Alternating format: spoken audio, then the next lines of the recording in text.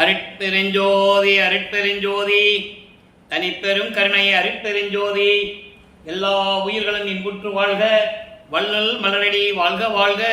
கொல்லா விரதம் குவளை எல்லாம் மூங்குக, நல்லோர் நினைத்த நலம் பெறுக, நன்றி நினைத்த எல்லோரும் வாழ்க இசைந்து. உலக மக்களே, அறிவார்ந்த அன்பர்களே, ஆண்மநேய ஒருமைப்பாடுடைய அன்பர்களே, அருட்பெருஞ்சோதி ஆண்டவருடைய திருவிளையாடலை பார்த்து கொண்டிருக்கிறோம்.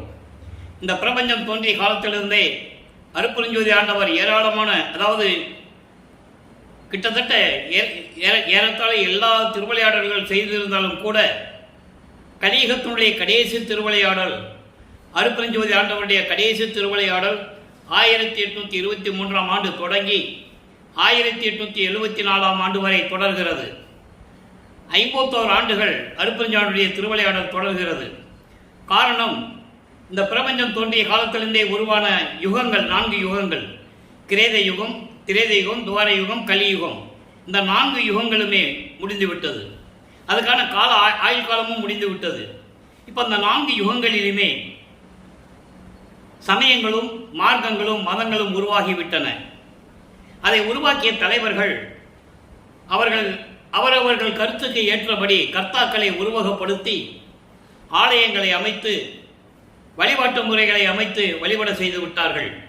மக்கள் வழிபட்டு கொண்டிருக்கிறார்கள்.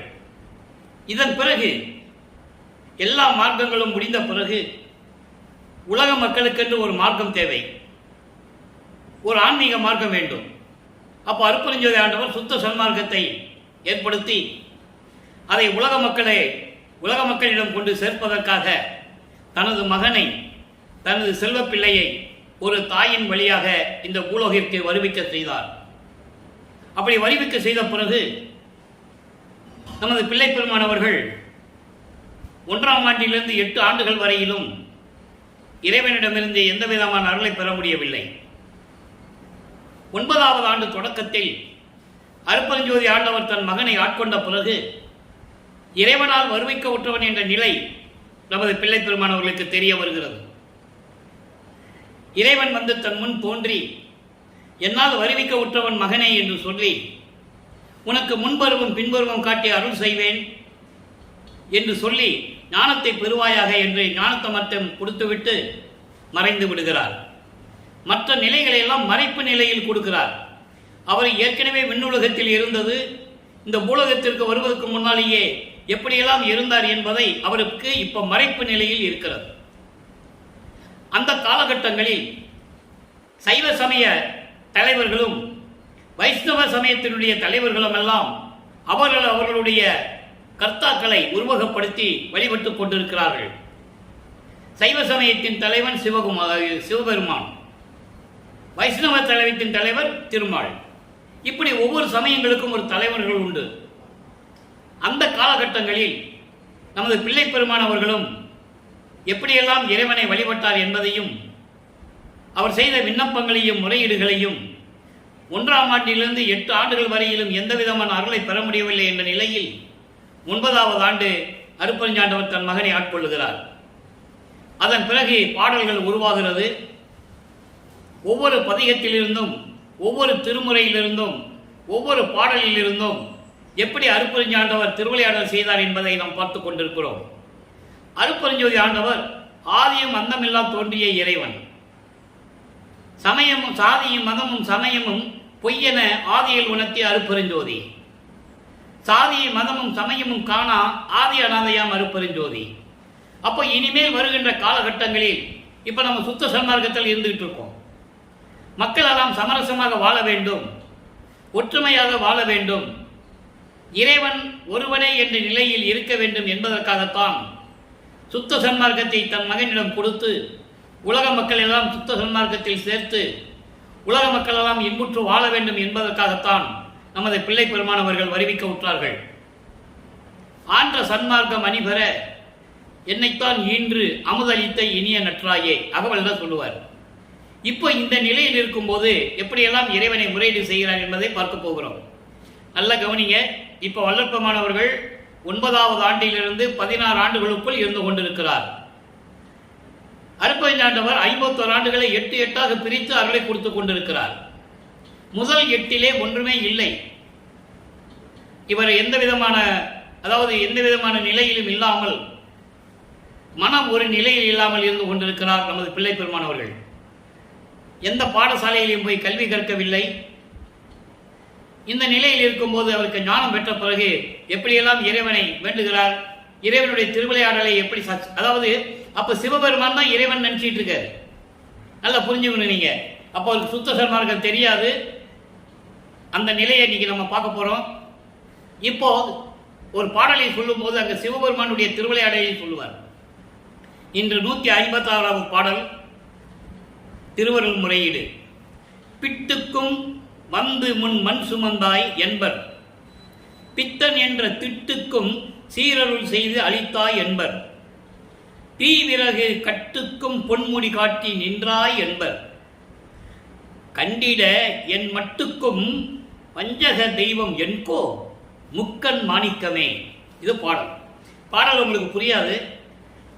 பாடலுடைய விளக்கம், இறைவன் கொடுத்த விளக்கம் மிகவும் எளிமையாக இருக்கும். இப்ப இந்த பாடலுடைய பொருள் பாருங்க. இறைவனிடம் முறையீடு செய்ய வேண்டும். எப்படிப்பட்ட இறைவன் என்றும் சொல்லுகிறார். அப்படிப்பட்ட இறைவன் எனக்கு ஏன் வந்து அருளவில்லை என்ற நோக்கத்தில் இந்த பாடலை நமக்கு அருளி இருக்கிறார்கள். மதுரையிலே வந்தி மூதாட்டிக்கு காட்சி கொடுப்பதற்காகவும் பிட்டு வைக்கிற மூதாட்டி, சிவபெருமான மேலே பக்தி உள்ள ஒரு மூதாட்டி, அந்த மூதாட்டிக்கு முத்தி கொடுக்க வேண்டும். அதே நேரத்தில் மதுரையிலே அதிமர்த்தனம் பாண்டியன் அரசவையிலே நிதியமைச்சராக இருந்த மாணிக்க வாதவூராம், அதுக்கப்புறம் தான் மாணிக்க வாசகரானார், அவருக்கும் முத்தி நிலையை கொடுக்க வேண்டும், திருவாசகம் உருவாக வேண்டும். அப்போ மதுரையிலே வந்தி மூதாட்டிக்கு காட்சி கொடுப்பதற்காக, அதான் பிட்டுக்கு வந்து பிட்டு செய்து அதை விற்று பிழைத்துக் கொண்டிருக்கின்ற ஒரு மூதாட்டி கொடுப்பதற்காகவும், அதனால் பிறம்பு அடிபட்டு இவரே போய் பிட்டு தடுத்து படுத்துருவார். அப்போ அரண்மனையில் இருக்கிற வேலையாட்கள் இவர் வந்து அடிப்பாங்க. அந்த அடி எல்லாரும் முதுகலையும் விழுகும், அரசன் உட்பட. மாணிக்கவாசகர் முதுகில் மட்டும் விழுகாது. இந்த நிலையை உருவாக்குவதற்காக, மாணிக்கவாசகருக்காக பெருமை சேர்க்கவும், பித்தன் என்று உன்னை திட்டினானே சுந்தரன், அவனுக்கும் அருளை கொடுத்தாய். எப்படி சொல்றார் பாருங்க. பித்தன் என்று உன்னை சுந்தரன் திட்டியும் அருளை கொடுத்தாய். மதுரையில் வரகுண பாண்டியன் அரசாட்சி செய்து கொண்டிருக்கும் போது அங்கே ஒரு புலவன் என் பாட்டுக்கு இந்த மதுரையிலே ஈடாக பாட புலவன் தவறிவிட்டால் மதுரை எனக்கு அடிமையாக வேண்டும் என்ற நிலையில் அவன் ஆணவத்தோடு இருக்கும் போது தலையிலே விறகு கட்டு சுமந்து தெரு தெருவாக விறகு விற்றாயே, இப்படியெல்லாம் உன்னை சொன்னார்கள். ஆனால் எனக்கு மட்டும் ஏன் இந்த நிலையை நீ எனக்கு கொடுக்கவில்லை? எனக்கு ஏன் என் முன் தோன்றி எனக்கு அருளவில்லை? விரைவில் வந்து எனக்கு அருள்வாயாக என்று சொல்லுகிறார். உன்னை வஞ்சகத்துடைய கடவுள் என்று நான் சொல்லலாமா? எனக்கு மட்டும் ஏன் வஞ்சகத்தை காட்டுகிறாய்? ஏன் சூழ்ச்சி காட்டுகிறாய் என்று முறையீடு செய்கிறார். இதை திருவடி புகழ்ச்சியிலே 1ஆம் திருமுறையிலே சொல்லுவார், அற்புதமாக சொல்லுவார். இரு வைகையின் கண் மண்பட பல்கால் எழுந்து விளையாடும் போதும், அதாவது அந்த வந்தி மூதாட்டிக்கு வையக்கரையில வெள்ளம் வந்து உடைய செய்கிறாரு. அந்த வையக்கரை உடைஞ்சு போகுது. அப்போ வீட்டுக்கு ஒரு ஆள் போய் வேலை செய்யணும். வந்தி கிழவிக்கு பிள்ளை இல்லை. அதனால வந்தி கிழவிக்கு மகனாக செல்லுகிறார் சிவபெருமான். அதை தான் சொல்றாரு, பிட்டுக்கும் வந்து முன் மண் சுமந்தாய். இது திருவடி புகழ்ச்சியை கூறுகிறார். அடுத்து விறகு விற்கிறேன்னு சொல்றாரு. தீ விறகு கட்டுக்கும் பொன்முடி காட்டி நின்றாய். அத வரகுண பாண்டியன் அரசவைக்கு வந்த அந்த புலவனை ஆணவத்தை அடக்குவதற்காக ஒரு விறகு வெட்டியாக தலையிலே விறகு சுமந்து கொண்டு திருவிளையாடல் செய்தாய் என்று சொல்லுகிறார். எரி விறகு விற்க வளர்கூடல் தெருந்தோறும் இயங்கிய இறக்கப்பதம் திருவடி பகிழ்ச்சியிலே சொல்லுவார். ஆக இந்த நிலைகளெல்லாம் இருந்த நீ எனக்கு மட்டும் ஏன் வஞ்சகம் செய்கிறாய்? நீ வஞ்சகத்தில் உடையவன் என்று நாம் சொல்லலாமா? விரைவில் வந்து எனக்கு அருள்வாயாக என்று சொல்லி இந்த பாடலை நமக்கு அருளி இருக்கிறார்கள். ஆக வல்லப்பெருமானவர்கள் 9வது ஆண்டிலிருந்து 16 ஆண்டுகளுக்குள் திருவொற்றியூர் தியாகராஜ பெருமான் கோயிலில் இருக்கும்போது எப்படியெல்லாம் பதிகங்கள் உருவாகின்றன என்பதை நாம் பார்த்தோம். இரண்டாம் திருமுறை அப்போ உருவாகிறது. இதுவரை 17 பதிகங்களை பார்த்திருக்கிறோம். இன்னைக்கு 18வது பதிகம் அறிவரும் பெருமையிலே 4வது பாடல். அறிவரும் பெருமை என்பது இறைவனுடைய பெருமையை சொல்லிவிட்டு தனக்கு ஏன் அருளவில்லை என்று கூறுவது, விண்ணப்பம் வைப்பது.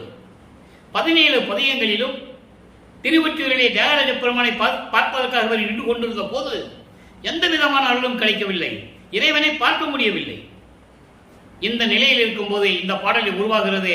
நல்ல கவனிய. சுடர்கொள்ளும் மணிப்பூன் முளை மடவியர்த்தம் தொடக்கெனில் பட்டு உழன்று காமத்தை சொல்லுகிறார். அப்போ வல்லப்பெருமானவர்கள் 16 ஆண்டுகளுக்குள் இருக்கிறார். அப்போ ஒரு ஆணுக்கு காமம் உருவாகிறது இயற்கை.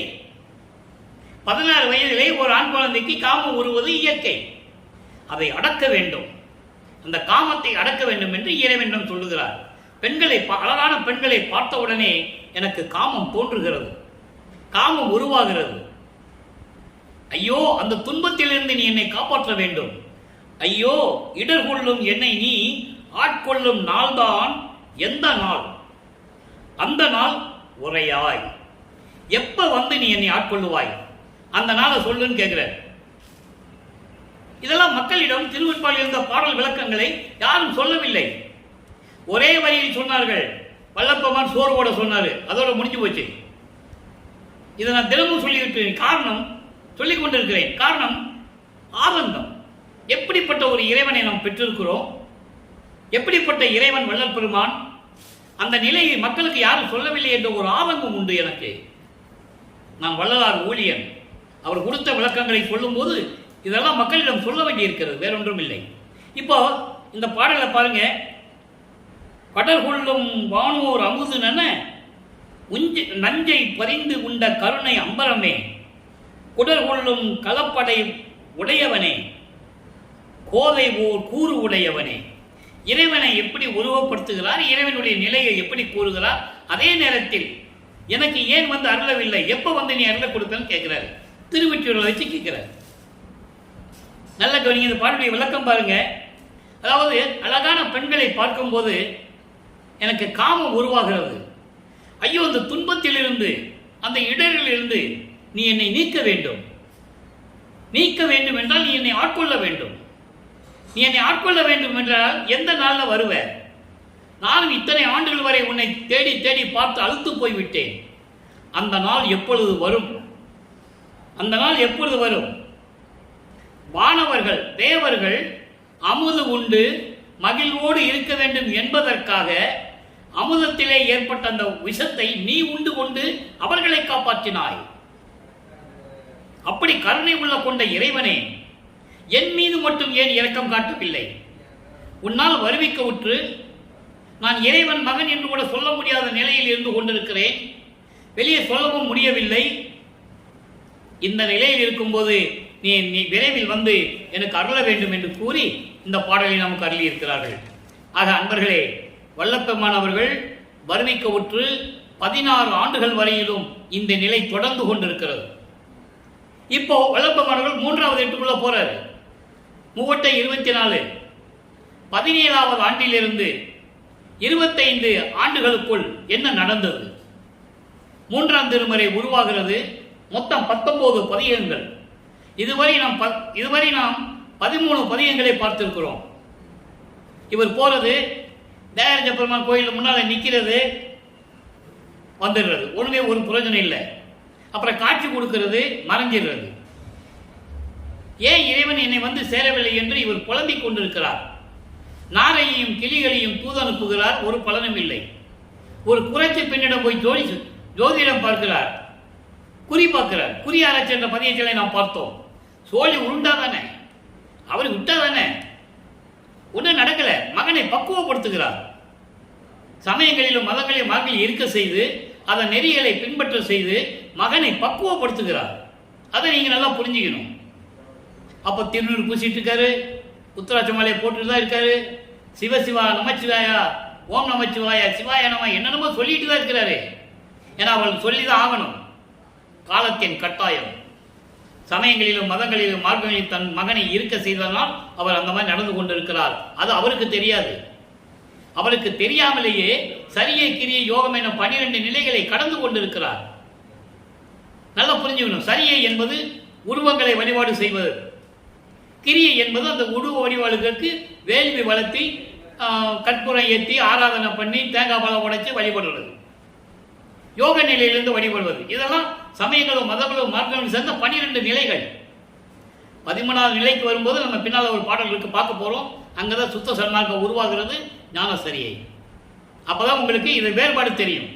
இப்போ 3ஆம் திருமுறை பதிகம் 14 திருக்கோல சிறப்பு 1வது பாடல். அதாவது தலைவி தலைவனை பற்றி வியந்து சொல்லுவது, தன்னை தலைவியாகவும் இறைவனை தலைவனாகவும் வர்ணனை செய்து இந்த பாடலை நமக்கு அருளி இருக்கிறார்கள். பாடலை நல்லா கவனிங்க.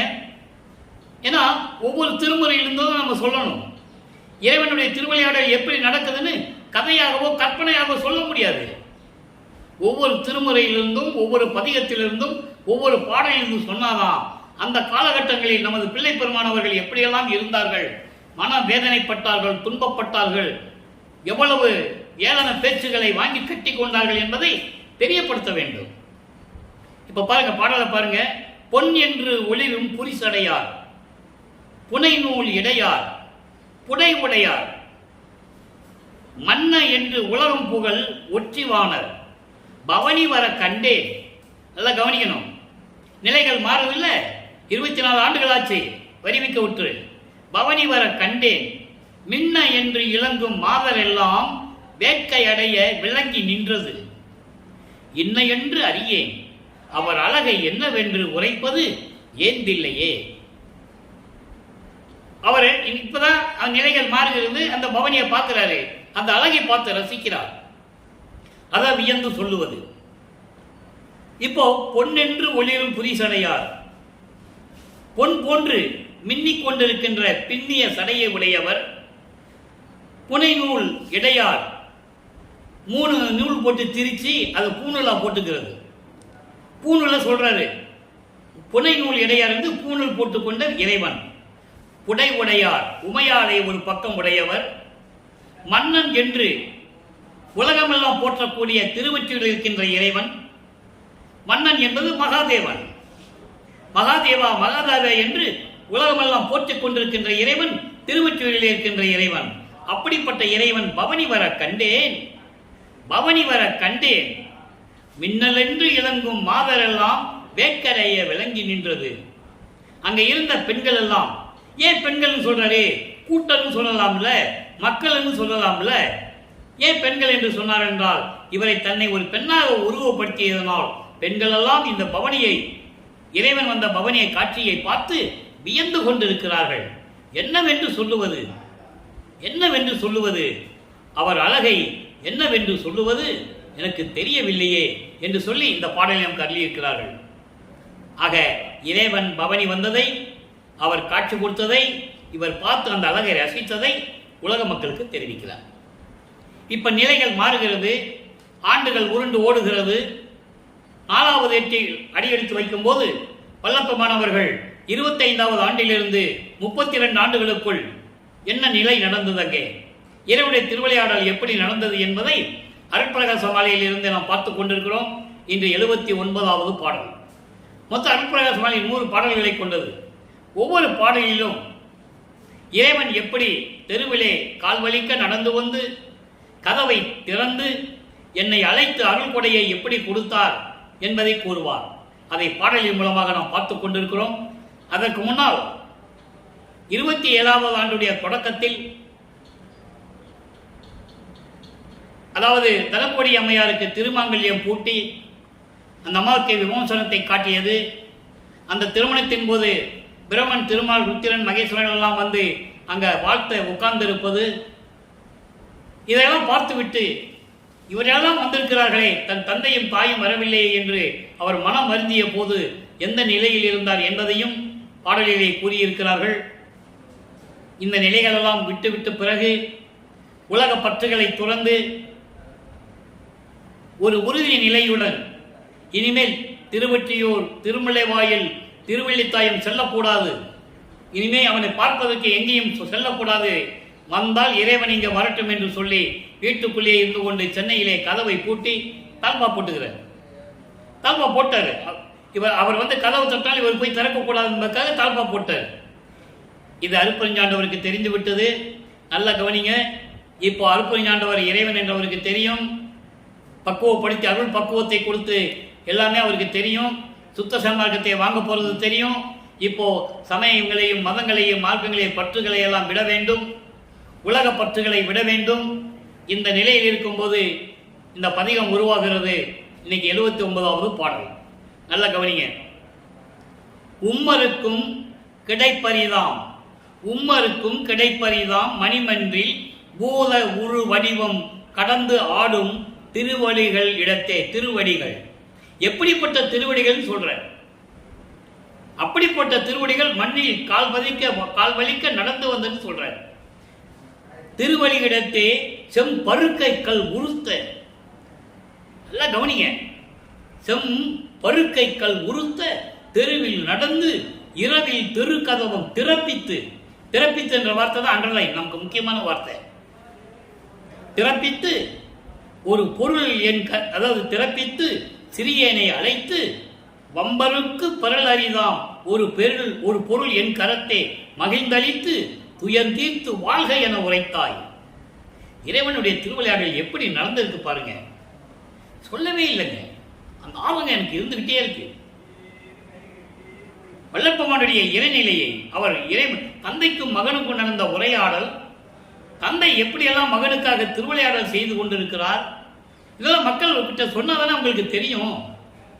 சொன்னா தெரிஞ்சுக்குவாங்க, சொல்லலாம் எப்படி தெரியும்? அப்படி வாழ்க என உரைத்தாய். இம்மருக்கோ அம்மருக்கும் இது வியப்பாம். எங்கள் இறைவா நினது அருட்பெருமை இசைப்பது எவன் அணிந்தே. யாரு சொல்ல முடியும் சொல்றாரு. இந்த பாடலுடைய பொருள் பாருங்க. இப்போ கதவை பூட்டிட்டாரா, மகனுடைய கோபம் அவருக்கு தெரிஞ்சு போச்சு. சும்மா அவன் முன்னால போய் எதுக்கு நின்னோம்னா, இறைவன் நினைச்சா எதுக்கே அவருக்கு நிக்கலாம், கதவை பூட்டி இருந்தா என்ன? ஆனால் அப்படி இருந்தால் தன் மகனை சமாதானப்படுத்த முடியாது. அவ்வளவு கோபத்தில் மகன் இருக்கிறார் என்று சொல்லி தெருவழியாக நடந்து வருகிறார். அதை மகன் கிட்ட சொல்லணும்ல, மகன் பார்க்கிறாரு, அதனால சொல்றாரு. இப்போ உம்மருக்கும் கிடைப்பரிதாம், தேவர்களுக்கு கிடைக்க முடியாத திருவடி, தேவர்களுக்கு அரிதான கிடைப்பரிதாம், தேவர்களால் பார்க்க முடியாத ஒரு திருவடி. அதான் சொல்லுவாரு. வான் இருக்கும் பிரம்மரும் நாரணரும் பிறரும் மாதவம் பன்னாட் புரிந்து மணிமான நடுவே தேன் இருக்கும் மலரணி மேல் பலிக்கரையினுடைய திருவடி சேர்த்து அருளுக என செப்பி வரிந்திடவும். அவர் திருவடியை யாருமே பார்க்கல. அந்த மாதிரி நிலையில் இருக்கும்போது அப்படிப்பட்ட திருவடி பூத உருவ வடிவம் கடந்து, பூத உருவ வடிவம் என்பது 5 பூதங்களுடைய நிலைகளை எல்லாம் கடந்து, 5 பூதங்களுடைய நிலைகளை எல்லாம் கடந்து அங்கே திருவிளையாடல் செய்து கொண்டிருக்கின்ற திருவடிகள் ஆடும் திருவடிகளிடத்தே. திருவடிகள் இடத்தே திருவிளையாடல், அப்படியெல்லாம் திருவிளையாடல் செய்து கொண்டிருந்த திருவடிகள் இங்கே மண்ணுலகிலே வந்து செம்பருக்கை கல், அந்த கல்லெல்லாம் திருவடிகளை அப்படி குத்தும் இல்லை நடக்கும்போது. அப்போ வருந்த உறுத்த தெருவில் நடந்து இரவில் தெருக்கதவத்தை வந்து திறந்து என்னை மகனே என்று அழைத்து, மகனே என்று அழைத்து வம்பருக்கு பரல் அறிதாம் ஒரு பொருள் என் கரத்தே. வம்பருக்கு பரல் அறிதாம் என்பது மா தவம் செய்கின்றவர்களுக்கு கூட இந்த பொருள் கிடைக்காது. அப்படிப்பட்ட பொருளை என் கரத்திலே மகிழ்ந்து அளித்து துயர் தீர்ந்து எல்லா துயரங்களையும் நீக்கி வாழ்க என உரைத்தாய். மகனே நீ பூலோகத்தில் வாழ்க என்று சொல்லி உரைத்தாய், அருளினாய். அப்படிப்பட்ட இறைவன் இம்பருக்கோ அம்பருக்கும், பூலோகத்தில் இருக்கின்றவர்களுக்கு மட்டுமல்ல வானுலகத்தில் இருக்கின்றவர்களும் இது வியப்பாம், வியந்து கொண்டிருக்கிறார்கள். என்ன அழகா சொல்வார் தெரியுமா? அற்புதமா இருக்கும் பாடல்கள் எல்லாம். 7 உலக அவத்தை விட்டு ஏறினேன் மேல்நிலை, ஊழிதோறும் ஊழி உயர்தழைத்து ஓங்கினேன், ஆலியானும் அயனும் அதிசயத்திட. ஆலி அண்ணன் திருமால், அயன் என்பன் பிரம்மன். எல்லா தேவர்களும் அதிசயத்திட என்னுள் வாழி மன்றோங்கு மறுப்பெருஞ்சோதி மன்னருளே. அழகா சொல்லுவார். ஏன் இதை சொல்றாரு? வல்லப்பமானவர்கள் பிரம்மனால் படைக்கப்பட்டவர் அல்ல, வல்லப்பமானவர்கள் திருமாலால் காக்கப்பட்டவர் அல்ல, அருப்பெருஞ்சோதியானுடைய அருளால் படைக்கப்பட்டவர், உருவாக்கப்பட்டவர். அப்படிப்பட்ட மகனைத்தான் ஒரு தாயின் வழியாக மண்ணுக்கு வருவிக்க செய்தார். காரணம், சுத்த சன்மார்க்கத்தை உலக மக்களுக்கு தெரியப்படுத்த வேண்டும் என்பதற்காகத்தான். அகத்தை கருத்து புறத்தை வெளுத்திருந்த உலக அனைவரையும் சகத்தை திருத்தி எல்லாத்தையும் சன்மார்க்கத்தை அடைவித்திட எல்லாத்தையும் சேர்த்து இகத்தை பரத்தை எல்லாம் பெற்று இந்த பூலோகத்திலே அவங்கெல்லாம் இன்பங்களை எல்லாம் பெற்று மகிழ்ந்திடுவதற்கென்றே மகிழ்ச்சியோடு வாழ வேண்டும் என்பதற்காகவே என்னை உகத்தே என்பது இந்த யுகத்தில் கலியுகத்தினுடைய கடைசி கட்டம். கலியுகம் 1900 ஆண்டு முடிந்து விட்டது. வல்லப்பமான் தெளிவாக சொல்லிவிட்டார் திருவருட்பாவிலே, அத்தனை உண்மைகள் உண்டு. அப்போ கலியுகத்துடைய கடைசி கட்டத்தில் இதற்காகத்தான் என்னை வருவிக்க செய்தார். இறைவன் அருளை பெற்றேனே, அழகா சொல்லுவார். ஆக அந்த நிலையில் இருக்கும்போது அவருடைய நிலைகளையும் இறைவன் வந்து எப்படியெல்லாம் திருவடியாளர் செய்து தனக்கு அருளை கொடுத்தார் என்று சொல்லிவிட்டார். இப்போ 33வது ஆண்டு தொடங்குகிறது வருவிக்க உற்று. 5வது எட்டில் இருந்து கொண்டிருக்கிறார். 33வது ஆண்டிலிருந்து 40 ஆண்டுகளுக்குள் என்ன நடந்தது? ஆக சென்னையில் இந்த நிலைகளெல்லாம் நடக்கும்போது உலகியலை துறந்து வெள்ளை ஆடை அணிந்து சமயங்களையும் மதங்களையும் மார்க்கூடிய நெறிகளை எல்லாம் விட்டுவிட்டு சுத்த சன்மார்க்கத்தை வாங்குவதற்கு சுத்த சிவஞான வெளிக்கு சென்று கொண்டிருக்கிறார். தத்துவங்களை கடந்து, அந்தங்களை கடந்து, எல்லா வெளிகளையும் கடந்து சுத்த சிவஞான வெளியில் இருக்கின்ற சத்தியஞான சபையிலே அங்கே சென்று அருப்பஞாண்டவர் தன் மகனை வரவேற்று சிங்காசனத்திலே அமர்த்தி மணிமுடி சூட்டி உலகம் அறிய இவன் என் மகன், பிரபஞ்சத்தை இயக்கப் போகின்றவன் என்றெல்லாம் சொல்லி மகனுக்கு மணிமுடி சூட்டி பூலோகத்திற்கு அனுப்பி விடுகிறார். மறுபடியும் பிள்ளை பெருமான் அவர்கள் இங்கே வந்து கருங்குழியிலே உரைகிறார்கள். கருங்குழியிலே தங்கியிருக்கும் போது 9 ஆண்டுகள் அங்கே அதாவது தண்ணீரால் விளக்கரித்த இடம் என்று சொல்லுவார்கள். உண்மை, தண்ணீரால் விளக்கரித்த இடம் மட்டுமல்ல அது. அருப்பெருஞ்சாண்டவரும் பிள்ளை பெருமான் அவர்களும் உரையாடிய இடம், கொஞ்சி குலாவிய இடம். 9 ஆண்டுகள். ஆக இந்த 9 ஆண்டுகளில் அங்கே கருங்குழியிலே என்ன நடந்தது? 6ஆம் திருமறை உருவாகிறது. அருள் விளக்க மாலையை இன்னைக்கு பார்த்து கொண்டிருக்கிறோம். 37வது பதிகம் அருள் விளக்க மாலை. ஒவ்வொரு பதிகத்திலிருந்தும் எப்படியெல்லாம் இறைவனை வேண்டுகிறார் என்பதையும், அங்கே சிவஞான வெளியிலே எப்படியெல்லாம் சுத்த சன்மார்க்கத்தை பெற்றுக்கொண்டார் என்பதையும், அதன் பிறகு அவருடைய நிலைகள் எல்லாம் எப்படி மாறியது என்பதையும் இப்போ பார்க்க போறோம். கவனமும் கேளுங்க. அருள் விளக்க மாலை 96வது பாடல். ஏற்கனவே ஒவ்வொரு பதியமாக பார்த்துக்கிட்டு வரோம். முடிய முடிய ஒவ்வொரு பதியத்திலிருந்தும் எப்படியெல்லாம் அதனுடைய விளக்கங்கள் இருக்கின்றன என்பதை பார்த்து கொண்டிருக்கிறோம். இறைவனுடைய திருவிளையாடல் எப்படியெல்லாம் நடந்தது, அதான் ரொம்ப முக்கியம். அதை பார்த்துட்டு இருக்கோம். நல்ல கவனிங்க. அடிசிறியேன் அச்சமெல்லாம் ஒரு கணத்தை நீக்கி அருள் அமுதம் மிக அளித்து ஓர் அணியும் எனக்கு அணிந்து, நல்லா கவனிக்கணும், ஓர் அணியும் எனக்கு அணிந்து கடிக்கமலத்து அயன் முதலோர் கண்டு மிக வியப்ப கதிர்முடியும் சூட்டி என்னை கழித்து ஆண்ட பதியே. இது எங்க நடக்குது? அங்கே சுத்த சிவஞான வெளியிலே நடக்குது. அப்ப அங்க என்ன நடந்தது? என்னுடைய அடிசிறியன் என்பது இறைவனால் வருவிக்க உற்று அதன் பிறகு சமயங்களிலும் மதங்களில் ஈடுபட செய்து அது அங்கே ஏற்பட்ட துயரங்களையும் துன்பத்தை எல்லாம், என் மனதில் இருக்கின்ற பயத்தை எல்லாம் ஒரு கணத்திலே நீக்கி எனக்கு அருளமுதம் மிகவும் அளித்து, நல்லா கவனிக்கணும், வல்லப்பெருமானு சாப்பிட்டாரு இதே தான் சொல்லிட்டு இருக்காங்க. இறைவனுடைய அருளமுதம் உண்டதை யார் சொன்னார்கள்? நல்லா நீங்க நினைச்சு பாருங்க. அருளமுதம் அளித்து ஓர் அணியும் எனக்கு அணிந்த. ஒரு அணி என்பது ஒரு காப்பு, அதாவது ஒரு அங்கீகாரம். இப்ப நீங்க கேள்விப்பட்டிருப்பீங்க, ஒரு ஊர்ல ஒரு நாட்டாம இருக்காரு, அவருக்கு வயசாயிடுச்சு, ஓய்வு எடுக்கணும். அப்போ அவர் கையில் ஒரு காப்பு அணிஞ்சிருப்பார். அப்போ தன் மகனுக்கு அதை சூட்டணும். அதுக்கு ஒரு விழா எடுத்து அந்த காப்பு அணிவார்கள். அதே போல மன்னர்கள் வயதான பிறகு, மன்னர்கள் வயோதிகம் வந்த பிறகு தன் மகனுக்கோ மகளுக்கோ, மகன் இல்லை என்றால் மகள், இளவரசம் பட்டம் சூட்டுவார்கள். மணிமகுடம் சூட்டி அந்த நாடறிய விழா எடுத்து தன் மகனுக்கு இளவரசன் என்ற பட்டம் சூட்டுவார்கள். அதுபோல எனக்கும் ஒரு காப்பறிந்து அங்கீகாரம் கொடுத்து, எப்படி எல்லாரும் வியக்கும்படி கடி கமலத்து அயன். கடி கமலம் என்பது மனம் வீசக்கூடிய செந்தாமரை மலரிலே வீற்றிருக்கின்ற, செந்தாமரை மலரில் வீற்றிருக்கின்ற பிரம்மன் முதல், பிரம்மன், திருமால், ருத்திரன், மகேஸ்வரன், சதாசிவம் போன்ற பதத்தலைவர்கள், விண்ணோர் வேந்தன் இந்திரன், நவநிலை தலைவர்கள், சத்தர்கள், சக்திகள், இந்த கூட்டம், தேவர்களுடைய கூட்டம் 18 கூட்டங்கள் இருக்கின்றன. எல்லாரும் வியக்கும்படி கதிர்முடி சூட்டி, கதிர்முடியும் சூட்டி. கதிர்முடி என்பது மணிமகுடம். மணிமகுடம் இளவரசன் என்ற ஒரு அங்கீகாரம், இறைவனுடைய மகன் என்ற ஒரு அங்கீகாரம் சூட்டி, என்னை கலித்து ஆண்டபதியே, மகிழ்வோடு என்னை ஆட்கொண்ட என் இறைவனே, அருப்பெருஞ்சோதியே.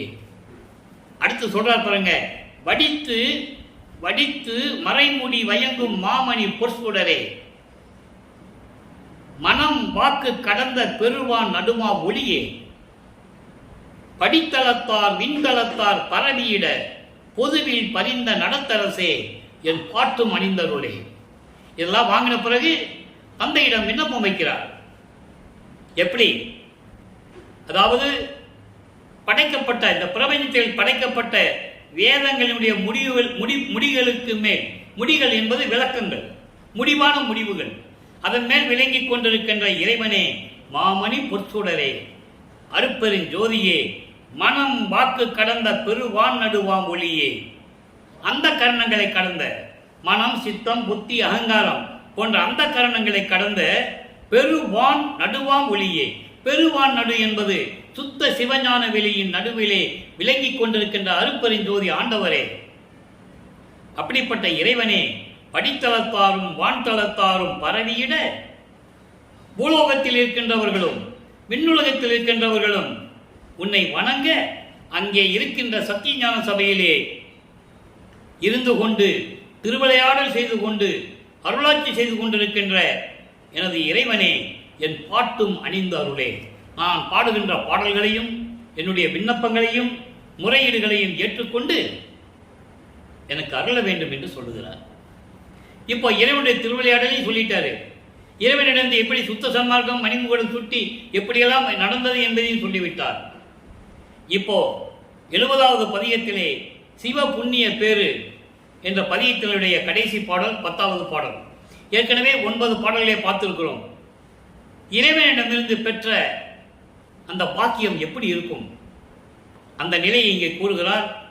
கட்டமும் கலன்றேன், எல்லாம் கவனிங்க, கட்டமும் கலன்றேன், கவலை விட்டு ஒழித்தேன், கலக்கமும் தீர்ந்தனன், பிறவி சட்டமும் தெளித்தேன், தூக்கமும் துறந்தேன், சாவையும் நோவையும் தவிர்த்தேன், சிட்டமும் அடைந்தேன், சிற்றவை உடையான் செல்வ மெய்ப்பில்லை என்று ஒரு பேர் பட்டம் தரித்தேன். எவ்வளவு அற்புதமா இருக்கு பாருங்க. எனக்கு இது போதும், பண்ணிய தவம் பழித்ததுவே. உலக மக்கள் சொல்றாரு. காரணம், இறைவனால் வருவிக்க உற்றவன் என்ற நிலை மட்டுமல்லாமல் ஒவ்வொரு ஆண்டுகளிலும், ஒவ்வொரு 8 ஆண்டுகளிலும் எப்படியெல்லாம் சிரமப்பட்டார் என்பதை தான் திருவருட்பாவிலே நமக்கு 1ஆம் திருமுறையிலிருந்து 4ஆம் திருமுறை வரைக்கும் அருளி இருக்கிறார்கள். அதன் பிறகு சுத்த சன்மார்க்கத்தை பெற்ற பிறகு 6ஆம் திருமுறை.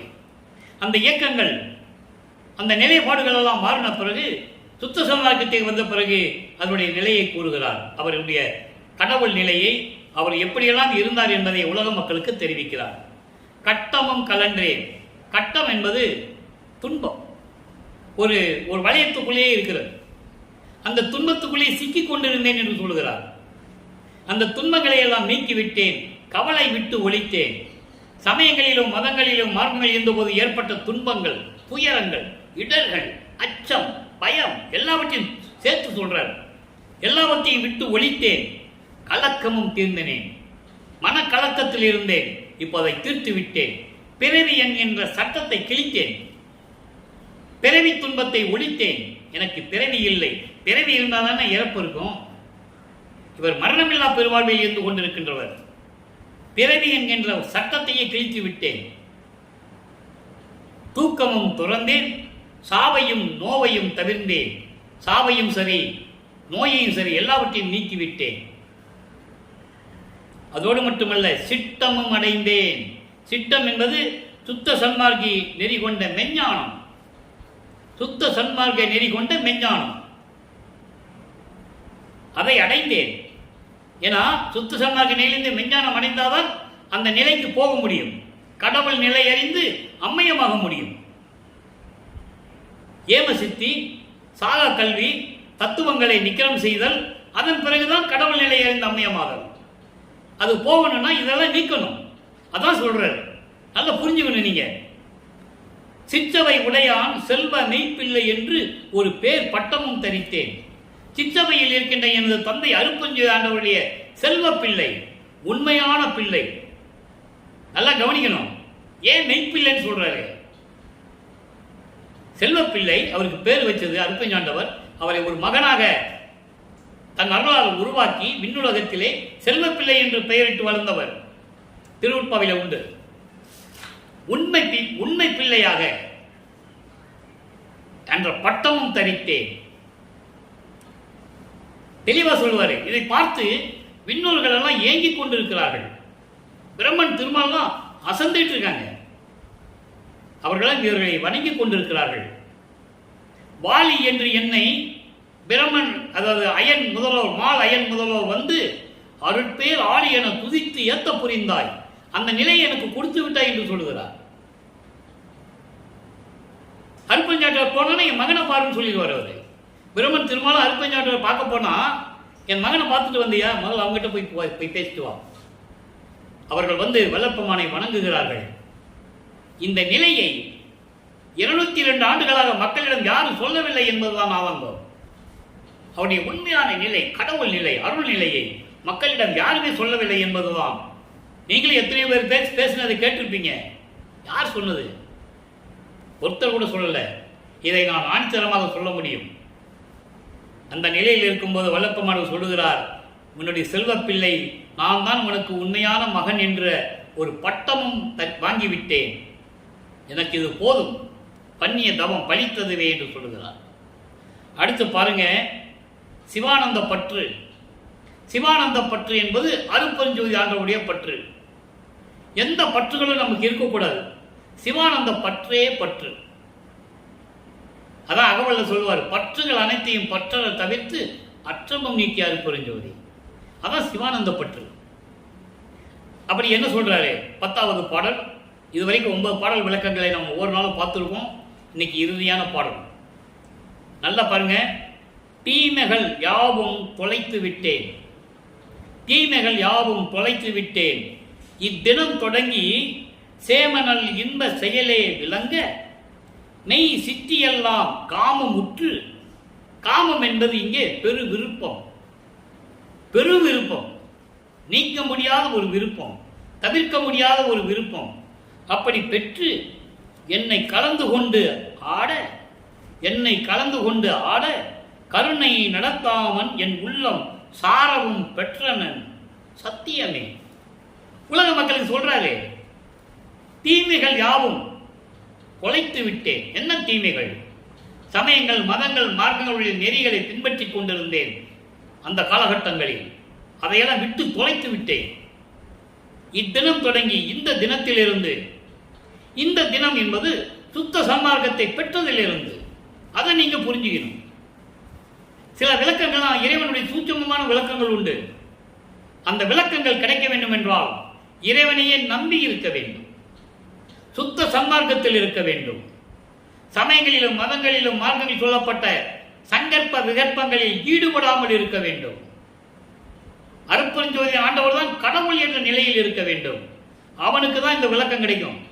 அந்த தினம் தொடங்கி இத்தினம் தொடங்கி சுத்த சன்மார்க்கத்தை பெற்றதிலிருந்து, இந்த தினத்திலிருந்து உயிரினங்கள் எல்லாம் உயிரினங்கள் எல்லாம் பாதுகாப்பாகவும், உயிரினங்களுக்கெல்லாம் பாதுகாக்கவும், அந்த உயிரினங்களுக்கெல்லாம் எல்லா இன்பத்தை தருவதற்காகவும் உண்மையான மெய் சித்தி எல்லாம் அருட்பெருஞ்சோதிகள் ஆண்டவருடைய அருளை எல்லாம், அதான் மெய் சித்தி. அருட்பெருஞ்சோதி ஆண்டவருடைய அருளை எல்லாம் காமம் உற்று பெரு விருப்பம் பெற்று என்னை கலந்து கொண்டு ஆட, என்னோடு இரண்டரை கலந்து கொண்டு திருவிளையாடல் செய்ய, எப்படி அழகா சொல்றார் பாருங்க. திருவிளையாடல் செய்ய கருணை நடத்தாமன், கருணை உள்ள இறைவன், பெரும் கருணை உள்ள இறைவன். அப்படிப்பட்ட இறைவன் என் உள்ளம் சாரவும் பெற்றனன், என் உள்ளத்திலே கலந்து கொள்ளவும் நான் பெற்றுவிட்டேன், எல்லா பாக்கியத்தையும் பெற்றுவிட்டேன், இது சத்தியமே என்று சொல்லுகிறார். இப்ப பாருங்க, அற்புதமான ஒரு பாடல். இப்ப இதெல்லாம் சொல்லியாச்சு. அதாவது வல்லப்ப மாணவர்கள் வருவிக்க விட்டு 8 ஆண்டுகள் வரைக்கும் ஒன்றும் இல்லை. அதுக்கப்புறம் 9வது என்று ஆட்கொண்ட பிறகு 16 ஆண்டுகள் வரைக்கும் ஒன்றும் இல்லை. அதுக்கப்புறமும் 17வது ஆண்டிலிருந்து 24 ஆண்டு வரைக்கும் ஒன்றும் இல்லை. அதுக்கப்புறம் தான் 25வது ஆண்டிலிருந்து 32 ஆண்டுகளுக்குள், வல்லப்பமான வருவிக்க விட்ட ஆண்டிலிருந்து 32 ஆண்டுகளுக்குள்ளதான் இறைவன் வந்து காட்சி கொடுத்து எல்லாரிலையும் கொடுத்து கொண்டிருக்கிறார். அப்போ சமயங்களையும் மதங்களையும் மார்க்கங்கள் சார்களையும் விட்டுவிட்டு சுத்த சன்மார்க்கத்தை பெற்றுக் கொள்கிறார். அதன் பிறகு உருவான பாடல்கள் தான் இதெல்லாம். அவருடைய நிலைகளை எல்லாம் நம்ம பார்த்துட்டோம். இப்போ நற்றாய் கூறல் என்ற ஒரு பதிகம் 10வது பாடல். இதுவரைக்கும் 9 பாடலை பார்த்திருக்கோம். நற்றாய் கூறல் என்பது ஒரு தாய் மகளை பற்றி சொல்லுவது, ஒரு தாய் மகளை பற்றி சொல்லுவது. ஏன் இந்த பதியத்தை விளப்பமான அருள் இருக்கிறார் என்றால், அவருடைய நிலையை கூறுகிறார். ஒரு தாய் மகளுடைய நிலையை கூறுவது போல தன்னுடைய நிலையை உலக மக்களுக்கு சொல்லுகிறார். அதை நீங்க புரிஞ்சுக்கணும். இப்ப பாருங்க, பாடல் எல்லாம் ஒரு தாய் மகளிடம் சொல்லுவது போல இருக்கும், மகளை பற்றி சொல்லுவது போல இருக்கும். நான் சுத்த சன்மார்க்க விளக்கம் தருகிறேன். முதலில் பாடலை மட்டும் பார்ப்போம். ஆடிய பாதத்து அழகன் என்றனைத்தான் அன்பினால் கூடினன் என்றாள். நல்லா கவனிக்கணும். அதுக்கப்புறம் கோடி மா தவங்கள் புரியினும் பிறருக்கு கூடுதல் கூடுமோ என்றாள். பாடியபடி என் கருத்தையெல்லாம் நிரப்பி பரிசு எல்லாம் புரிந்தனன் என்றாள். வாடிய உள்ளமும் தளிர்ந்தனன் என்றால் வரத்தினால் நான் பெற்ற மகளே. ஒரு தாய் மகளை பற்றி சொல்லுகிறார். மகள் என்ன சொன்னாரு, மகள் என்ன தாய்கிட்ட சொன்னாங்கன்னு தாய் சொல்லுகிறார்.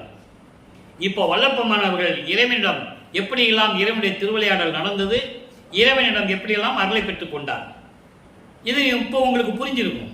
இப்போ பாருங்க என்ன சொல்றாரு. அதாவது திருவிளையாடல் செய்யும் திருவடியை உடைய அழகன் என்னைத்தான் அன்பினால் கலந்து கொண்டார் சொல்லிட்டாரா. அப்ப அங்க திருவிளையாடல் நடக்குது. ஆடுகின்ற சேவடிக்கே ஆளானேன், மாளாத யாக்கை பெற்றேன், கூடுகின்ற சன்மார்க்க நடுவிருந்தேன், கொஞ்சி புலாவுகின்றேன். தெளிவா சொல்லுவார். ஆடுகின்ற சேவடி, இறைவன் தன் மகனுக்கு ஆடுகின்ற சேவடி என்பது இடது காலை ஊன்றி வலது காலால் நடனமாடி காட்டியது தன் மகனுக்காக, வல்லற்பெருமானுக்காக. அதான் ஆடும் சேவடி. ஆடும் சேவடியை கண்டதனால் மாளாத யாக்கை பெற்றேன் என்று சொல்லுவார், அழியாத உடவை பெற்றுக் கொண்டேன் என்று சொல்லுவார். அப்படிப்பட்ட திருவடிகளை, திருவிளையாடல் செய்யும் திருவடியை உடைய அழகன் அருட்பெருஞ்சோதி ஆண்டவருடைய அன்பினால் என்னை ஆட்கொண்டார் என்று சொல்லுகிறார். அதை தான் இந்த பாடலுடைய 2 வரி பொருத்தம் விளக்கம். அடுத்த 2 வரி சொல்றார் பாருங்க. எத்தனை கோடி ஆண்டுகள், எத்தனை கோடி ஆண்டுகள், எவ்வளவு பெரிய கோடிக்கணக்கான தவங்கள், பெரிய பெரிய தவங்கள் செய்தாலும் கூட பிறருக்கு இது கிடைக்காது, கிடைக்கவே கிடைக்காதுன்னு சொல்ற. அதெல்லாம் சொல்லுவாரு. கற்பங்கள் பல கோடி செல்ல தீய கனலிடு ஊசி மேல் காலை ஊன்றி பொற்புற மெய் உணவின்றி உறக்கமின்றி புலர்ந்து எலும்பு புலப்பட ஐம்பொறியும் ஓம்பி நிற்பவருக்கு ஒழித்து, நீ யோக முனிவருக்கு ஒழித்து, அமரருக்கு ஒழித்து, மறைக்கு ஒழித்துன்னு சொல்லுவார். மகாதேவ மாலையில, 1ஆம் திருமுறையில் மகாதேவ மாலையிலே சொல்லுவார். இறைவனை பார்க்க முடியல யாரும், எவ்வளவு தவம் செய்யறாங்க. கீழே வேள்வி நெருப்பு மூட்டி அது மேல ஊசி பலகையை போட்டு ஒத்த காலில் நிற்கிறானா இறைவனை பார்க்கறதுக்கு முடியல. இந்த உடம்ப உணவின்றி உறக்கின்றி எலும்பு தெரிகிற மாதிரி இருக்கிறானா, அவனும் பார்க்க முடியல, தேவர்களும் பார்க்க முடியல. அதை இங்க சொல்லுகிறாரே, யாரும் எத்தனை கோடி தவங்கள் செய்திருந்தாலும் கூட யாருக்கும் இந்த பாக்கியம் கிடைக்காதுன்னு சொல்றாரு. அதான் கூடுதல் கூடுமோ, யாருக்கு அது கிடைக்காதுன்னு சொல்றாரு. மற்றவர்களுக்கு இந்த பாக்கியம் கிடைக்குமா? கிடைக்காது. நான் பாடியபடி, நான் இறைவனை பற்றி நான் என்னென்ன பாடுகின்றனோ பாடியபடி, விண்ணப்பங்களை வைத்தபடி, நான் எப்படியெல்லாம் முறையீடு செய்யணும் அப்படியெல்லாம் மனதில் ஏற்றுக்கொண்டு, அதெல்லாம் ஏற்றுக்கொண்டு பரிசையெல்லாம் புரிந்தனன். எல்லா பரிசு என்பது அருள், எல்லா அருளையும் கொடுத்து விட்டார். எல்லா அருளும் என்பது ஒட்டுமொத்தமாக சேர்த்தது. ஏமசித்தி, சாகா கல்வி, தத்துவங்களை எப்படி கடக்க செய்வது, அந்தங்களை எப்படி கடப்பது, சரிய கிரிய யோகம் என்ற நிலைகளை எல்லாம் கடந்து 13வது தெரியோதசை நிலையான ஞான சரியை, ஞான கிரியை, ஞானத்தில் யோகம், ஞானத்தில் ஞானம், அதுதான் கடவுள் நிலையறிந்து அமையமாயக்கூடிய நிலை. இதெல்லாம் எப்படி நான் கடந்தேன் என்பதை தெளிவுபடுத்தி எல்லாரையும் எனக்கு கொடுத்து விட்டார் என்று சொல்லுகிறார். ஆக இறைவனுடைய திருவிளையாடலை சொல்லுகிறார். அதே நேரத்தில் இறைவனிடம் அருளை பெற்றதை சொல்லுகிறார். வரத்தினால் நான் பெற்ற மகளே, நான் இறைவனால் வறுமைக்க உற்றவன் என்ற நிலையும் சொல்லுகிறார். ஆக ஒரு தாய் மகளை பற்றி சொல்லுவது போல இந்த பாடலை இறைவனுடைய திருவிளையாடலையும் இறைவனிலிருந்து எப்படியெல்லாம் அருளை பெற்றுக் கொண்டார் என்பதையும் இந்த பாடலில் நாம் கருதியிருக்கிறார்கள். தெளிவாக பார்த்து விட்டோம். அடுத்த பதிகம் பாருங்க, 76வது பதிகம். இங்கேயும் இறைவனுடைய திருவிளையாடலை எப்படி சொல்றாருன்னா, ஒரு பாங்கினா தோழி தலைவியுடைய தன்மையை பெற்றி, தலைப்பே அதான் பாங்கி, தலைவி பெற்றி உரைத்தல். யாருகிட்ட உரைத்தல்? தலைவனிடம். அது சூட்சமமான விளக்கம். ஒரு தோழி தன்னுடைய தலைவியை பற்றி, தலைவியினுடைய தன்மையை பற்றி இறைவனிடம் சொல்லுவது. அப்போ இறைவன் எந்த நிலையில் இருக்கிறார், இவர் வழக்கமானவர்கள் எந்த நிலையில் இருந்து கொண்டிருக்கிறார், இதை ஒரு தோழி சொல்லுவது போல, இறைவனிடம் சொல்லுவது போல இந்த பாடலை நமக்கு அருளி இருக்கிறார்கள். இங்க எப்படி திருவிளையாடல் நடக்குது, என்ன நடக்குதுன்னு பாருங்க.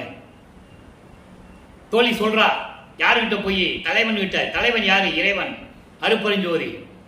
தோழி என்றது உள்ளம், மனம். மனம் போய் இறைவன்கிட்ட சொல்லுது, தலைவியை பற்றி, வல்லப்பமனை பற்றி போய் சொல்லுது. எப்படி? கனவு அறியா அம்பலத்து என் கணவரை கண்டலது, கண் துயிலேன் உண்டி கொள்ளேன் கழித்து அமரேன் என்றால். 2 வரியா சொல்றேன், மொத்தம் 8 வரி பாடல். தோழி போய் அருப்பெருஞ்சோதி ஆண்டவர்கிட்ட சொல்லுது, மனம் போய் அருப்பெருஞ்சாட்டு சொல்லுது தலைவியை பற்றி, வல்லற்பெருமானை பற்றி. அப்ப வல்லப்பமனுடைய நிலை எப்படி இருக்கு பாருங்க. கரவரியா அம்பலத்து என் கணவரை கண்டல்லது. வல்லப்பமான் சொல்றார். வல்லப்பமான் சொல்லுவதை போல தன் தலைவியை பற்றி தோழி போய் இறைவன் சொல்லுது. கரவரியா என்பது சூது வஞ்சகம் இல்லாத திருச்சிற்றம்பலத்திலே இருக்கின்ற என் கணவரை பார்க்காமல், என் இறைவனை பார்க்காமல்,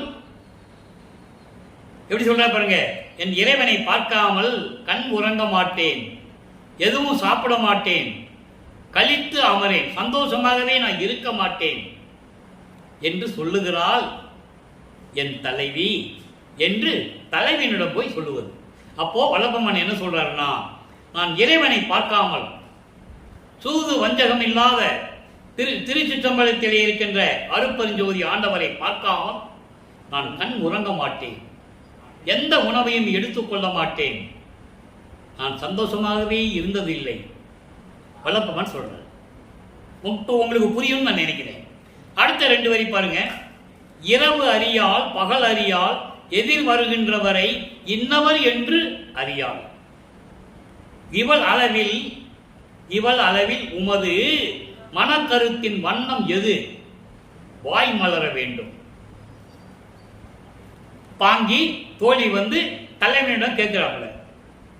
இரவு பகல் தெரியல அவளுக்கு, எதுக்கு வர்றவன்ற கூட யாருன்னு கூட தெரியாம இருக்கிறா, உன்னையே நினைச்சுக்கிட்டு இருக்கிறா. எப்படி சொல்றா பாருங்க, உன்னையே நினைச்சுக்கிட்டு இருக்கிறா, இந்த பூலோகத்தில் துன்பப்பட்டு கொண்டிருக்கிறார். அவருடைய மனத்தில் என்ன இருக்கிறது, உன் மனசுல என்ன இருக்கிறது, வாய் மலர வேண்டும், நீ சொல்ல வேண்டும் என்று சொல்லுது தோழி சொல்றார். அப்ப இதனுடைய விளக்கம் என்னன்னா, வல்லப்பெருமான் சொல்லுகிறார், நான் இரவு என்று தெரியாமல் பகல் என்று தெரியாமல் எதிரே வருகின்ற ஆளு கூட எனக்கு அடையாளம் தெரியாமல் இருந்து கொண்டிருக்கிறேன். நான் ஒரே மனநிலையில் இறைவனை காண வேண்டும் என்ற நிலையில் இருந்து கொண்டிருக்கிறேன். இதான் விளக்கம். இந்த பூலோகத்திலே நான் பல இன்னல்களை அனுபவித்து விட்டேன், துன்பங்களை அனுபவித்து விட்டேன். வரவு எதிர்பார்த்து நான் நின்று கொண்டிருக்கிறேன். உனது வரவை நான் எதிர்பார்த்து கொண்டிருக்கிறேன் என்று வல்லப்பெருமான் சொல்லுகிறார். அதை ஒரு தோழி தலைவியை பற்றி தலைவனிடம் சொல்வது போல இந்த பாடலையே நமக்கு அருளியிருக்கிறார்கள். நீங்க புரிஞ்சுக்கணும். ஆக இந்த இரவும் என்றும் தெரியாமல் பகல் என்றும் தெரியாமல் எதிரே வருகின்றவர்கள் யார் என்று தெரியாமல் ஒரே மனநிலையில் நான் இறைவனை பார்க்க வேண்டும் என்று எதிர்பார்த்து கொண்டிருக்கிறேன். இந்த பூலோகத்தில் பட்ட நான் துன்பங்களை எல்லாம் எப்படியெல்லாம் சுமந்து கொண்டிருக்கின்றேன். உன்னுடைய வரவு எதிர்பார்த்து நான் காத்து கொண்டிருக்கிறேன்.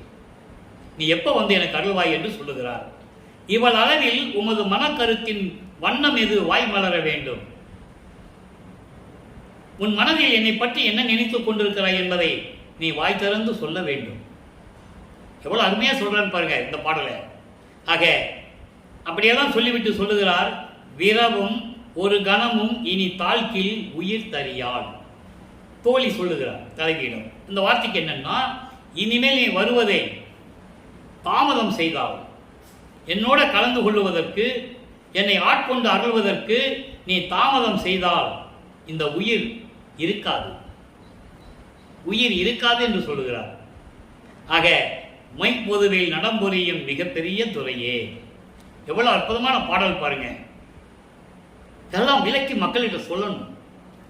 சொன்னாதான் மக்களுக்கு தெரியும் எவ்வளவு நயமா, எவ்வளவு அற்புதமா இறைவனுடைய திருவிளையாடலையும் இறைவன் எப்படியெல்லாம் இருக்கிறார் என்பதையும் அந்த இறைவனிடமிருந்து இவர் எப்படியெல்லாம் அருளை பெற வேண்டும் என்பதையும் எவ்வளவு தெளிவாக சொல்றார் பாருங்க. ஆக இந்த நிலை இருக்கும்போது அடுத்த பதிகம் பாருங்க.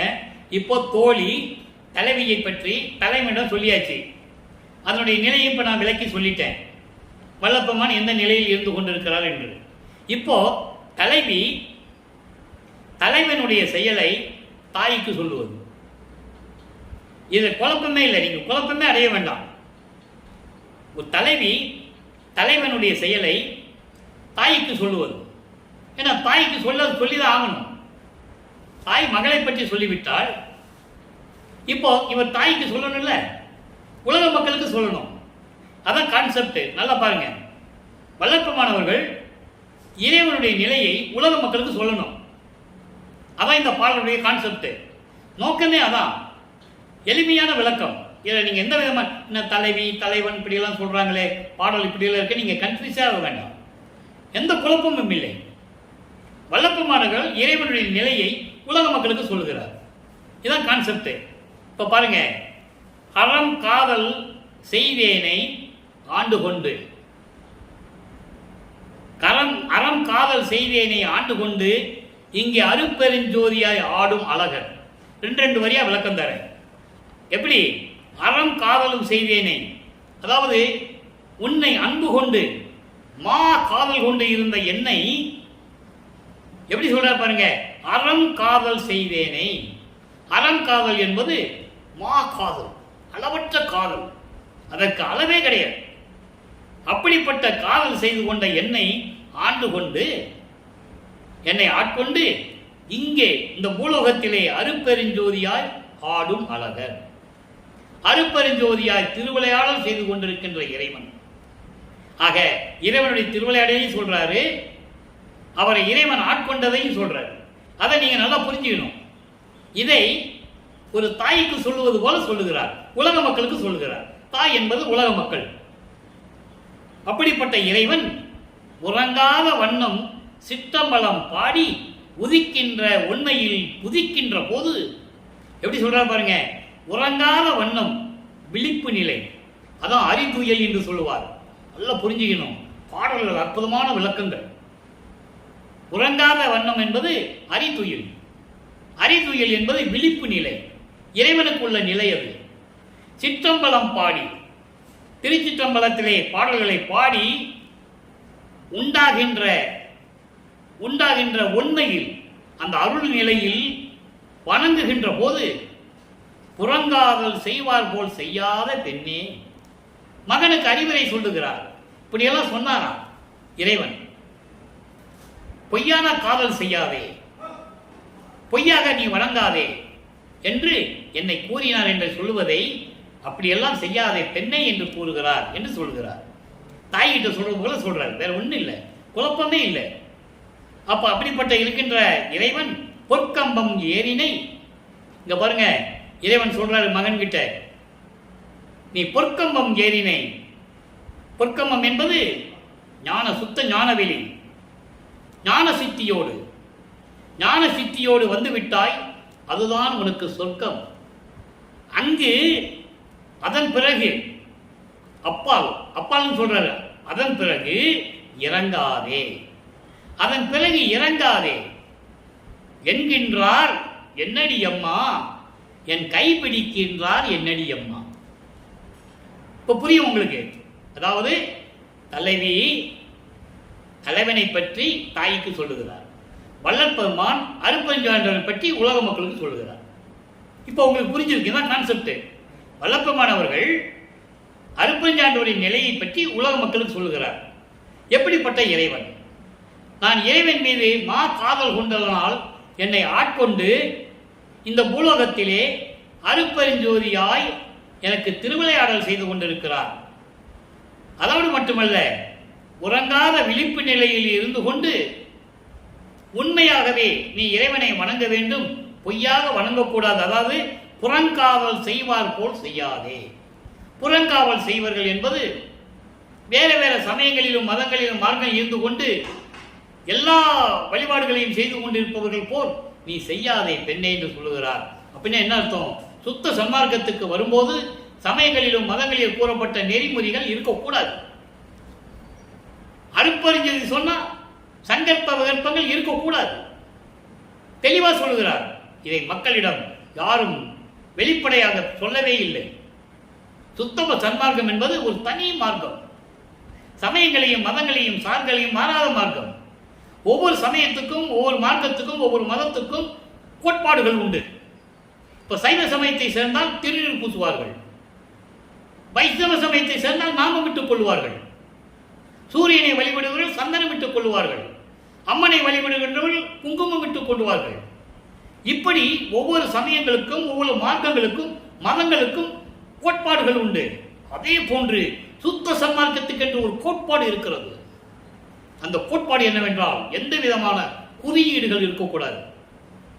குத்து விளக்கேற்றி கும்பிடுவது ஜோதிக்கு முன்னால மண்ணகல் விளக்கலை நீங்க ஜோதி ஏற்றி கும்பிடலாம், செலவே கிடையாது. அதுக்கு கூப்பிட்ட பிறகு அதில் போய் குத்து விளக்கு ஏற்றுறது, தேங்காய் பழம் உடைக்கிறது, ஊதுபத்தி கொளுத்துறது, கற்பூரம் ஏற்றுறது, திருநூறு பட்டையை பூசிக்கிறது, இதெல்லாம் செய்யக்கூடாது. சுத்த சன்மார்க்கத்தில் தெளிவாக சொல்றாரு. நான் சொல்லல, என்னை சொல்லுகிறார், உங்களிடம் சொல்லுகிறேன். அருட்பாவில் ஆதாரங்கள் உண்டு, யாரும் மறுக்க முடியாது. மக்களிடம் யாரும் சொல்லவில்லை, மக்களுக்கு தெரியாது. இங்கே திருநூறு கொடுத்துட்டு இருக்காங்க. அதை ஒரு அன்பர், சன்மார்க்க அன்பர், அவர் சொந்த செலவில் எத்தனையோ லட்சங்கள் செலவு பண்ணி சுப்ரீம் கோர்ட் வரைக்கும் போய் உச்ச நீதிமன்றம் போய் ஆர்டர் வாங்கிட்டு வந்திருக்கிறாரே. அங்க சுப்ரீம் கோர்ட்டுடைய ஆர்டர் இருக்கு, உத்தரவாத அவர் கோர்ட்டு தீர்ப்பு இருக்கு. வள்ளற்பெருமான் வழிபடுகின்ற அருட்பெருஞ்சோதி வழிபடுகின்ற இடங்களில் அந்த திருநூறு கொடுக்கக்கூடாது, உத்தரவே இருக்கு, கோர்ட்டு உத்தரவே இருக்கு. அதை மீறி செய்து கொண்டிருக்கிறார்கள். இப்ப சபையில கொடுக்கிறது கிடையாது. ஆனா தர்மசாலையிலையும் அங்க சித்தி வளாகத்திலையும் மற்ற இடங்களிலே மருதூர்லையும் கரும்புலையும் கொடுத்துட்டு இருக்காங்க. கொடுக்க கூடாது. ஏன்னா சுத்த சன்மார்க்கத்தின் தனி மார்க்கம் அது, எதையும் சாராத மார்க்கம் என்பதை கூறிக்கொண்டு இந்த பாடலோடு அடுத்து ஒரே ஒரு பாடல் விளக்கம் தனித்திரு அலங்கள்ல சொல்றார் பாருங்க. 47வது பாடல். இதை மட்டும் சொல்லிவிட்டு நேரம் கடந்து கொண்டிருக்கிறது. ஐவகை தொழிலும் என்பால் அளித்தனை. இன்னைக்கு பிரபஞ்சத்தை இயக்கிட்டு 5 தொழிலை செய்து கொண்டு இருக்கிறது யார்? வள்ளற்பெருமான். அதான் சொல்றாரு, ஐவகை தொழிலும் என்பால் அளித்தனை. அதுகொண்டு இன்னால் செய்வதை தெரிவித்து என்னோடு சேர்ந்து ஒன்றாய் இருக்கல் வேண்டும். நீ இருந்தாதான் என்னால் செய்ய முடியும். நீ என்னோட இருக்கணும்னு சொல்றாரு. பொய் வகை அறியேன், என்னால் தனிப்பட்ட முறையில் செய்ய முடியாது. நான் வேறு என்ன சொல்ல போறேன்? வேறு புகழ் இல்லை. நான் என்ன சொல்ல போறேன்? பொதுவே நின்று மெய்வகை உரைத்தேன். சமரசமாக இருந்து நான் உண்மையை சொல்லுகிறேன். இந்த விண்ணப்பத்தினை கேட்டுக்கோய் அப்பா, என் கூடயே இரு. நான் எல்லா தொழிலையும் நானே செய்கிறேன், பிரபஞ்சத்தை இயக்குகிறேன் என்று சொல்லுகிறார். எனவே அன்பர்களே, இன்று திருவிளையாடல் பதிவை நாம் பார்த்துவிட்டோம். நீங்கள் எல்லாம் சுத்த சன்மார்க்கத்தில் இணைந்து இந்த சமயங்களையும் மதங்களிலும் மார்களில் கூறப்பட்ட சங்கற்ப விகற்பங்களை விட்டு, உருவ வழிபாடை விட்டு, ஜோதி வழிவை மட்டும் வழிபட்டு இறைவனுடைய அருளை பெற்று எல்லா வளங்களையும் பெற்று நீங்கள் நீடூழி வாழ வேண்டும் என்று இறைவனுடைய தயவோடையும் கருணையோடைய வாழ்த்து விடைபெறுகிறேன். இந்த வள்ளலார் ஊழியன். மீண்டும் நாளை சந்திப்போம். நன்றி, வணக்கம். அருட்பெருஞ்சோதி அருட்பெருஞ்சோதி, தனிப்பெரும் கருணை அருட்பெருஞ்சோதி. நாளையும் இறைவனுடைய திருவிளையாடல் தொடரும். இந்த திருவிளையாடலை கண்டு மகிழ்ந்து இறைவனுடைய அருளை பெற்றுக் கொள்ளுங்கள்.